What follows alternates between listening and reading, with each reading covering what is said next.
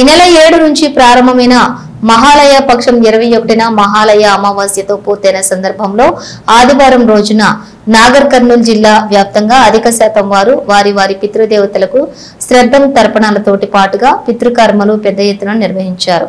ఈ మహాలయ అమావాస్య ముగింపు సందర్భంగా నాగర్ కర్నూలు పట్టణంలోని శ్రీ శ్రీ శ్రీ ధర్మశాస్త్ర అయ్యప్ప స్వామి ఆలయం ప్రధాన అర్చకులు విజయ్ కుమార్ శాస్త్రి మరియు దేవస్థానం కమిటీ ఆధ్వర్యంలో పట్టణంలోని శ్రీపురం చౌరస్తా దగ్గర భారీ ఎత్తున పేదలకు అనాథలకు మహా అన్న ప్రసాద వితరణ కార్యక్రమం నిర్వహించారు. అలాగే ఈ భాద్రపద మాసంలోని శుక్లపక్షం దేవతల పూజలకు ఎంతో విశిష్టమైనదో అలాగే ఈ మహాలయ పక్షంలో బహుళ పక్షం కూడా మన పితృదేవతల పూజలకు అంతే శ్రేష్టమైనదని, ఏడాదికి ఒకసారి పితృదేవతలకు పెట్టుకునేటటువంటి ప్రీతికరమైన పక్షం గనుక దీనికి పితృపక్షం అని మహాలయ పక్షం అనే పేరు వచ్చిందని మన భారతీయ సనాతన సాంప్రదాయ పూర్వీకులు పండితులు చెప్తున్నారు. ఈ పక్షం ముగిసే వరకు నిత్యం మన పితృదేవతలకు శ్రద్ధ తర్పణం నిర్వహించాలని, అలా కుదరని వారు ఈ మాసం చివరి రోజు అంటే మహాలయ అమావాస్య రోజునైనా తమ పితృదేవతల ఆత్మలు శోభించకుండా తప్పనిసరి చేసి తీరాలని, అప్పుడే మన పితృదేవతలకు మన హిందూ దేవి దేవతలకు ఆశీస్సులు అంది వారి ఆత్మలు శాంతింపబడతాయని ఈ సందర్భంగా మన హిందూ సాంప్రదాయ సనాతన పెద్దలు తెలుపుతున్నారు.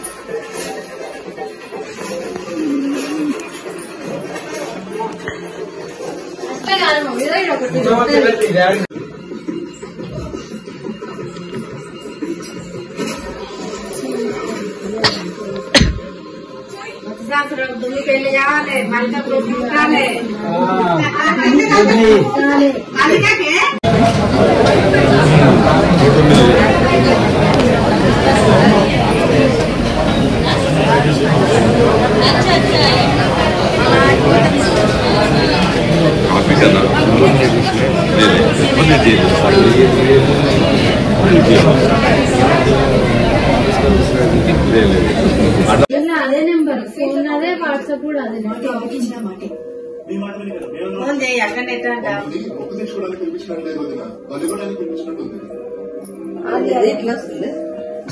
వేరే కాళ్ళు ఉన్నారంట, ఫోన్ మాట్లాడుతుంది కావచ్చు.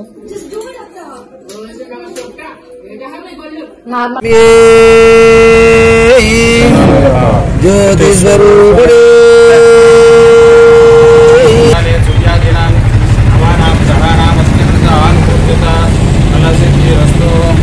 ఓం అసతో మా సద్గమయ తమసో మా జ్యోతిర్గమయ మృత్యోర్మా అమృతంగమయ. ఓం భద్రం కర్ణే శృణుయామ దేవాః భద్రం పశ్యేమాక్షభిర్యజత్రాః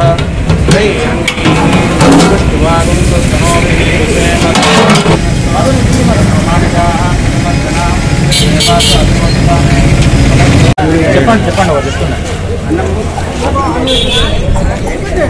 మామూలు ఉండేసాడు చెప్పేసి